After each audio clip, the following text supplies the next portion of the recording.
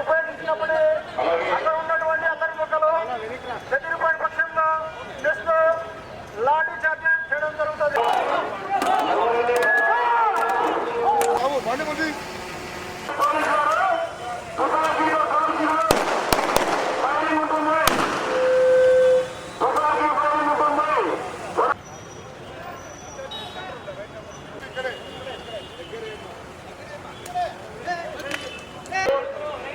అలాగే 144 సెక్షన్ అమల్లో ఉంది.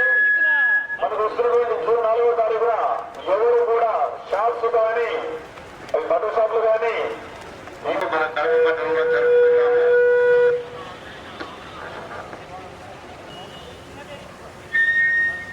అక్రమంగా కుమ్మిపోయిన ప్రజలారా ఇక్కడ కుమ్మిపోయి ఉన్నారు. ఇక్కడ తొందరగా చెదిరిపోవాలను చేయొచ్చు. పోలీసు వాళ్ళు కాపు జరపడం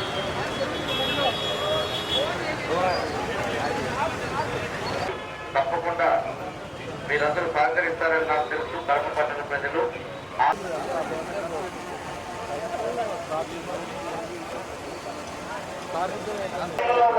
ఉండాలి. ఎవరైనా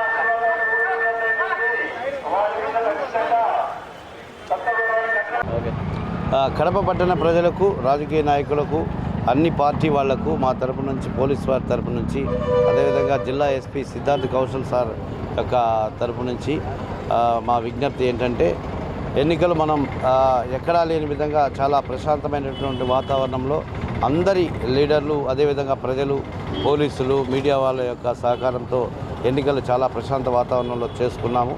అదేవిధంగా రాష్ట్రంలో ఇప్పుడు ఉన్నటువంటి చెదురుమదురు సంఘటనలు మినహా ఇంకెక్కడా కూడా రాష్ట్రమంతా కూడా బాగానే జరిగింది. 4వ తారీఖు మనకు కౌంటింగ్ ఉంది, స్ట్రాంగ్ రూమ్ ఉంది. సో అందరూ లీడర్స్ ఇక్కడికి వస్తారు, ప్రజలందరూ కూడా ఇక్కడే ఉంటారు. కాబట్టి లీడర్స్ ఎక్కువ మంది రావడం వల్ల కొంత క్లాషెస్ ఉండే సందర్భం ఉంటుంది. కాబట్టి ఆ రోజు 4వ తారీఖు కర్ఫ్యూ వాతావరణాన్ని ప్రజలందరూ, నాయకులతో పాటు అందరూ కూడా పాటించాలి. షాప్స్ ఓపెన్ చేయకూడదు. అదేవిధంగా నో ర్యాలీస్, నో ప్రొసెషన్స్, ఎటువంటి ప్రొసెషన్స్కి, ఎటువంటి ర్యాలీస్కి కూడా ఇది లేదు.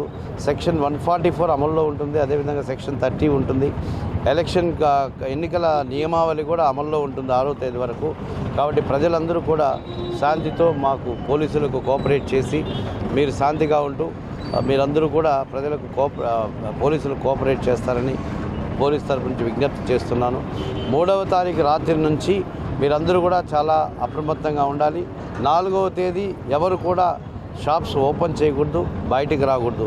ఇది పోలీస్ తరఫున ఒక కర్ఫ్యూ వాతావరణాన్ని మేము ఎక్స్పెక్ట్ చేస్తున్నాం. అందరూ ప్రజలు కూడా వాళ్ళ వాళ్ళ ఇళ్లలో ఉంటూ వాళ్ళు ప్రశాంతంగా వాళ్ళు ఫ్యామిలీస్తో ఉండమని కోరుకుంటూ, నాయకులు కూడా పోలీసు వారు చెప్పినటువంటి కొన్ని ఇన్స్ట్రక్షన్స్ని పాటించి గౌరవిస్తారని చెప్పి మా తరపు నుంచి మేము విజ్ఞప్తి చేస్తున్నాం. థ్యాంక్ యూ అని అన్నారు.